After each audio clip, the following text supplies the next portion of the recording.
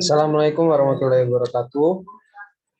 Pada pertemuan ke-9 ini, saya akan mempresentasikan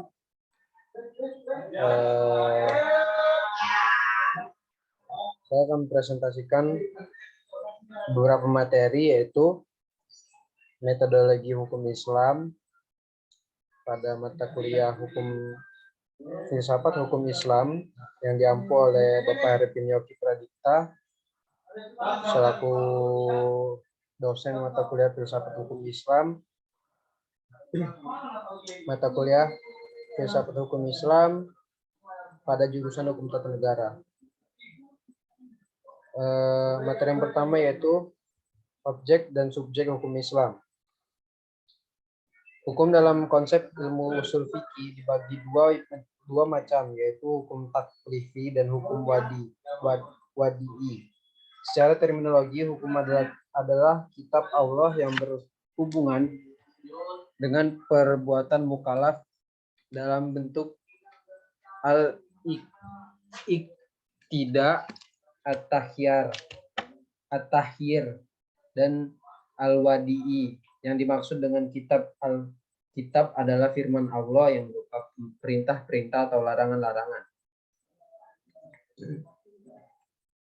Juhaya S. Praja menyebut kitab sebagai al-mukattabih, yaitu produk dari kitab yang berupa perbuatan hukum. Juhaya juga mengatakan bahwa yang dimaksud dengan al-iktika atau imperatif ialah tuntutan untuk melakukan sesuatu perbuatan atau untuk tidak melakukan suatu perbuatan. Jika tidak dilaksanakan akan mendapat dosa dan siksaan, disebut dengan wajib, sedangkan tuntutan yang harus ditinggalkan jika dilakukan adalah berdosa dan mendapat siksa, disebut dengan haram. At-tahyir atau fakultatif ialah apabila hakim memberikan pilihan kepada mukallaf untuk melakukan sesuatu perbuatan atau tidak melakukannya, yang disebut dengan al-ibahah, yaitu perbuatannya disebut dengan mubah. Ada beberapa hukum taklifi, yaitu ijab, yaitu firman yang menuntut suatu perbuatan dengan tuntutan yang pasti. Nad, yaitu firman yang menuntut suatu perbuatan dengan tuntutan yang tidak pasti. Menurut ulama Hanafiyah, hukum taklifi dibagi menjadi 7, yaitu fardu, wajib, tahrim, harar tanzih, nad, dan ibahah.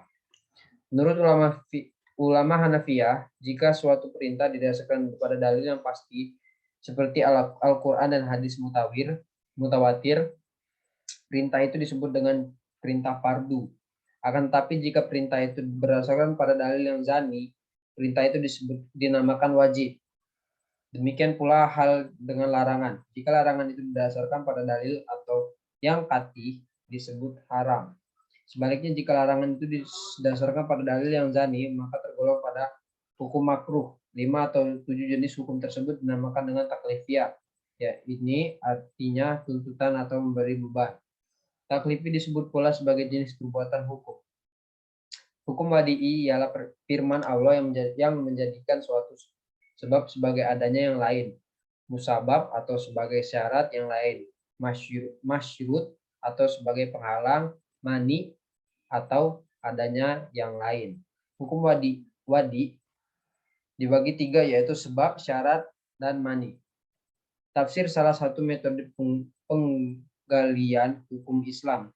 Al-Quran dan Sunnah diyakini sebagai sumber hukum Islam, kemudian nas-nas yang terkandung dalamnya ditujukan kepada mukallaf. Maka untuk mempermudah pelaksanaan hukum yang disebut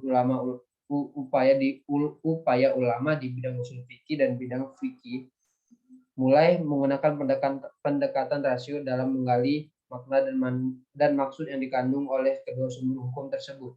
Meskipun nas Al-Quran dan Sunnah telah muhkamah, campur tangan akal tidak dapat dielakkan.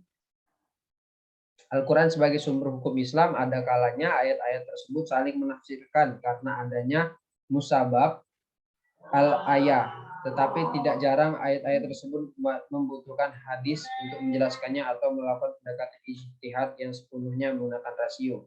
Musabab al-ayah merupakan cara kerja akal yang ijtihadiyah, karena akal mengupayakan sekuat mungkin untuk mencari dan membentuk paradigma penafsiran tersebut. Lalu ijtihad sebagai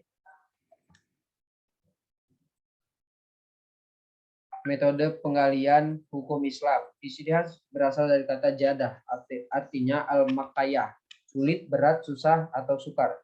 Menurut Rahman Syafi'i, secara etimologis kata ijtihad artinya kesulitan dan kesusahan. Juga diartikan dengan kesanggupan dan kemampuan.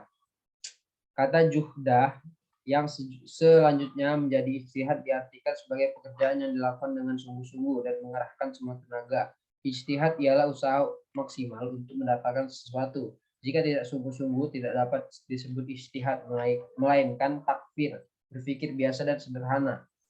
Abdul Wahab Khalaf mendefinisikan ijtihad menurut ulama usul yaitu mengerahkan daya dan kemampuan untuk menghasilkan hukum syara dari dalil syariah yang terperinci. Dari semua definisi tentang ijtihad tersebut di atas dapat disimpulkan bahwa ijtihad ialah pengerahan akal pikiran para fuqaha atau usuliyin menggunakan akal dengan sungguh-sungguh berkaitan dengan hukum syar'i dan amaliyah, menggali kandungan hukum syar'i dengan berbagai usaha dan pendekatan, dalil-dalil yang ada dirinci sedemikian rupa sehingga hilang kezaniannya. Hasil ijtihad berbentuk fikih sehingga mudah diamalkan. Seperti itulah presentasi kali ini. Kurang lebih saya mohon maaf. Bila ada kesalahan saya minta maaf. Kepada Allah saya mohon ampun. Wabillahi taufiq wal hidayah. Wassalamualaikum warahmatullahi wabarakatuh.